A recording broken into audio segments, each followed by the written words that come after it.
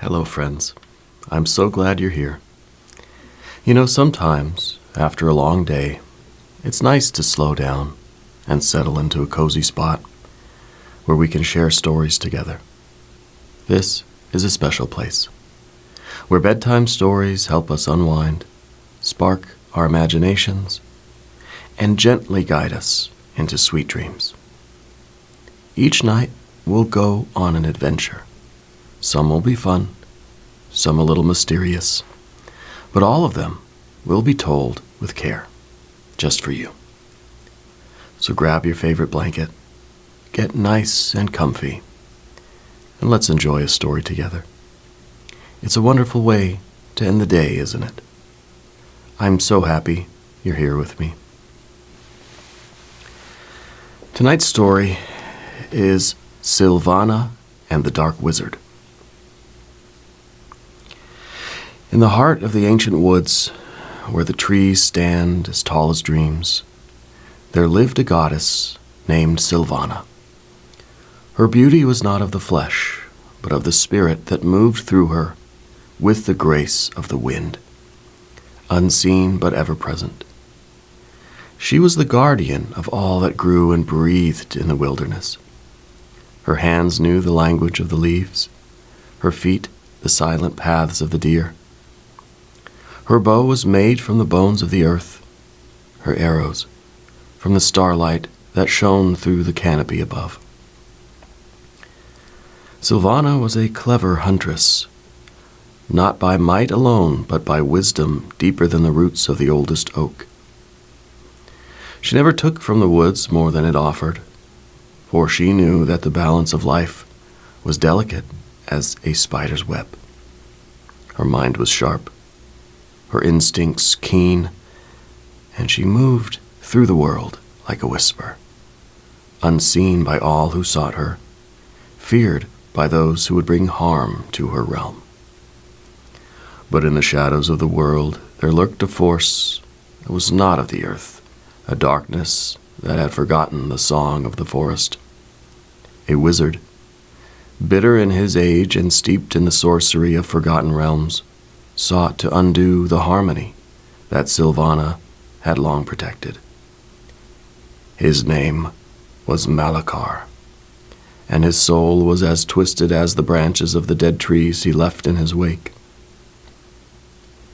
His heart burned with a fire of envy, for he desired what he could not possess, the freedom and peace that SYLVANA embodied. He came into the forest one day, draped in a cloak of night, his eyes burning with malice. The animals fled before him, and the trees shuddered as though they could feel the venom in his breath. Malakar called out to SYLVANA, his voice sharp and cruel. "You, who claim dominion over this forest, come forth, face me, and see that your cleverness cannot stand against my power."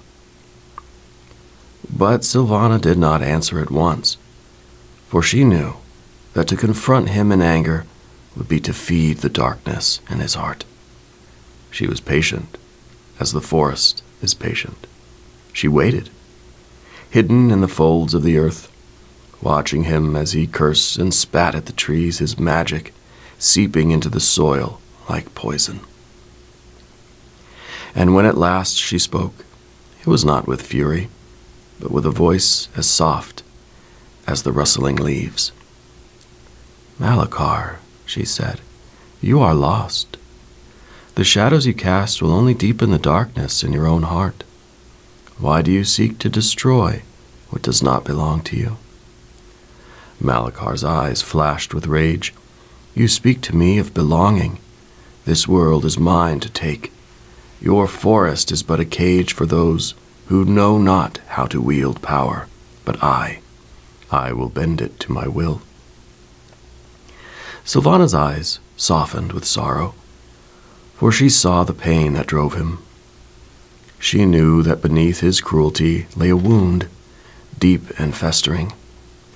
"Power," she said, "is not in the bending of the world to your will, but in understanding its ways. You seek to conquer what you do not understand, and that is why you will fail." Malakar's laugh was harsh and bitter. "Your words are like the breeze, light and empty. Show me, goddess, what your wisdom can do against my might." With a sweep of his hand he called upon the dark forces that swirled around him. The sky darkened, and the wind howled through the trees.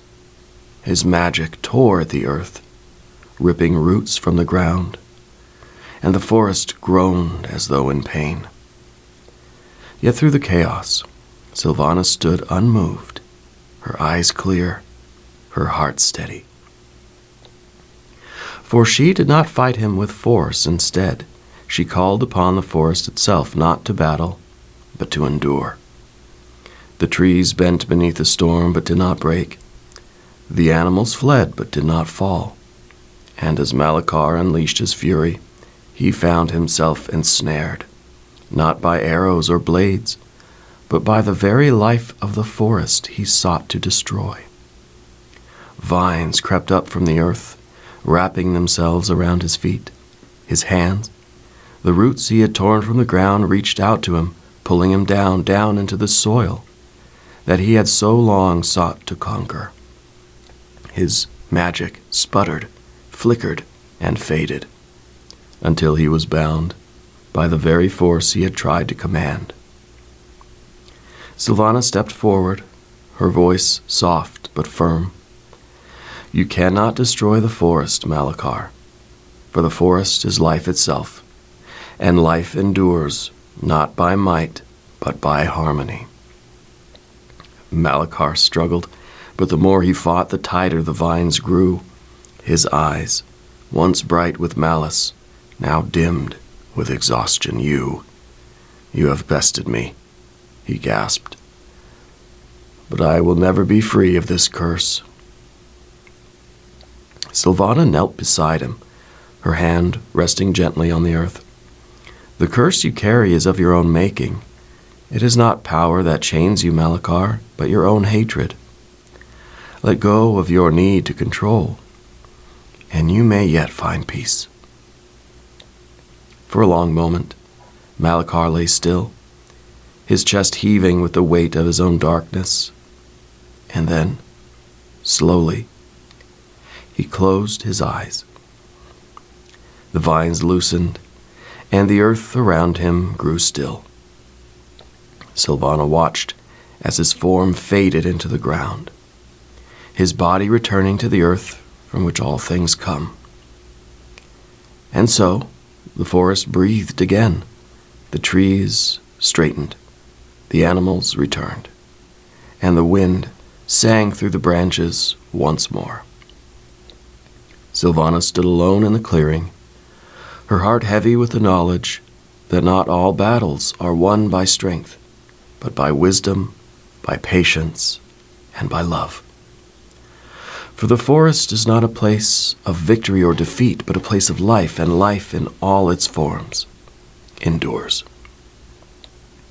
Thus the goddess SYLVANA, the clever huntress, continued her watch over the ancient woods, her spirit as strong and steady as the trees themselves. The end.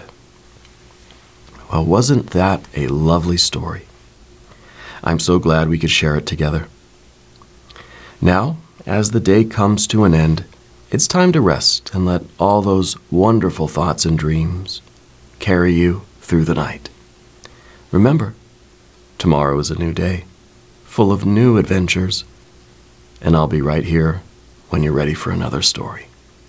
Until then, take a deep breath, get cozy, and know that you are safe, you are loved, and you are important, just the way you are. Good night, and sleep well.